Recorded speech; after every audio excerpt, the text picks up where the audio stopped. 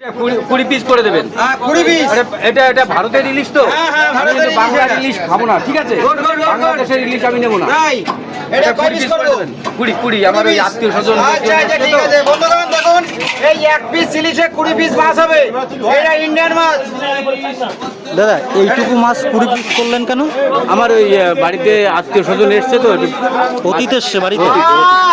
তো বাংলার তো বড় মাছ ছিল। না না, বাংলাদেশের ইলিশ আমি খাবো না, আমি ভারতের ইলিশ ছোট হলেও আমি সেটাই নেব। ছোট হলেও খাবেন। তো দেখুন বন্ধুরা, ভারতের ইলিশ ছোট হলেও খাবে। তো এইটুকু মাছ উনি 20 পিস করে নিচ্ছে। কি চেহারা দেখেন এটা ইলিশ মাছের। আহা গো, এক বাটি তেল হবে ইলিশ মাছে ভাজলে, এক বাটি তেল হবে, এক বাটি। এই যে দেখেন, গুড গুড গুড গুড। তো দেখুন বন্ধুরা, ইন্ডিয়ান ক্রেতারা